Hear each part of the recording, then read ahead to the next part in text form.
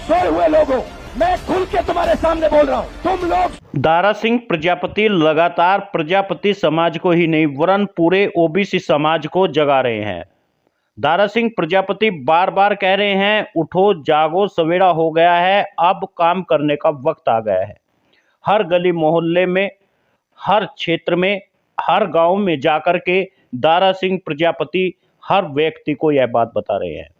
दरअसल आपको बता दें, दारा सिंह प्रजापति 27 फरवरी से हरिद्वार से एक संकल्प यात्रा लेकर दिल्ली पहुंचने वाले हैं।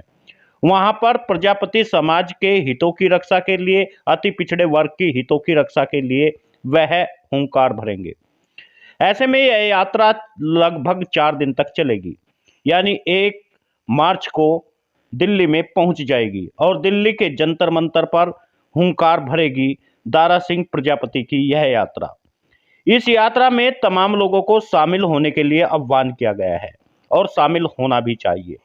जब तक समाज जागेगा नहीं, अंधभक्ति में डूबा रहेगा और एक ही पार्टी को सपोर्ट करता रहेगा, तब तक आपका कुछ होने वाला नहीं है। लोकसभा चुनाव में किसी भी दल ने प्रजापति समाज या अति पिछड़े वर्ग को लोकसभा का एक टिकट देना उचित तक नहीं समझा। हो भी क्यों न, जब अपने ही लोग गद्दारी करने लगे, जब अपने ही लोग बिना मांगे वोट देने लगे, तब तो ऐसा ही होता है। आज तमाम लोग जो इस देश में 1 या 2% हैं, वे लोग अपने हकों की रक्षा के लिए 15-15 लोगों की उम्मीदवारी करा देते हैं। लेकिन जो लोग 5% है, 10% है, 15% तक है, उन्हें एक भी टिकट नहीं मिलता। इसी के लिए दारा सिंह प्रजापति लगातार मेहनत कर रहे हैं और लोगों को समझा रहे हैं। भारत के प्रधानमंत्री ने कहा था, मैं ओबीसी हूं और मेरे साथ आइए। तमाम प्रजापति समाज के लोग, ओबीसी समाज के लोग मिलकर के एक प्रधानमंत्री बना देते हैं, लेकिन बाद में पता चलता है वह ओबीसी था ही नहीं। उसने तमाम ओबीसी के हकों पर डाका मारा। भारत में जनगणना होनी थी ओबीसी वर्ग की, उनकी जातिगत जनगणना होनी थी, वह जातिगत जनगणना कराई नहीं। ओबीसी वर्ग के लोगों को रोजगार मिला नहीं और न ही ओबीसी वर्ग के किसी व्यक्ति को किसी तरह का पद मिला। वह तमाम बातें 10 साल तक चलती रही। आज एक बार फिर दारा सिंह प्रजापति की इस हुंकार ने एक नई क्रांति को जन्म दे दिया है। अब प्रजापति समाज के लोग 27 फरवरी से वीआईपी घाट से चलेंगे और गंगा जल उठा करके दिल्ली तक पहुंचेंगे। यह यात्रा इसी तरह की होगी जिस तरह हरिद्वार से कावड़ में जल उठा करके शिव के चरणों में डाला जाता है।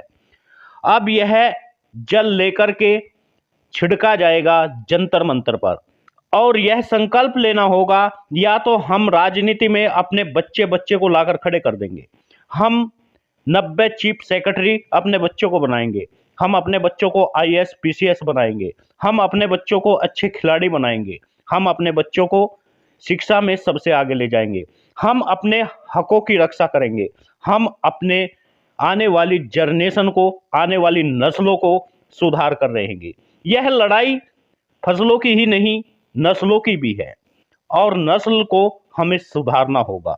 आगे आने वाली नस्लों पर तमाम समाज नाज कर सके और जाने वाले इतिहास को पढ़कर गौरव महसूस कर सके। अब यह इतिहास छिपना नहीं चाहिए, यह लड़ाई बंद होनी नहीं चाहिए, ऐसा ही दारा सिंह प्रजापति कह रहे हैं। सोए हुए लोगों को जगाना होगा। यदि आप जागे हुए हैं तो आपको पड़ोसी को जगाना होगा और अपने हकों के लिए रक्षा करनी होगी। हर चौराहे पर, हर चौपाल में यह चर्चा करनी होगी। आखिर हमारा हक कौन खा रहा है?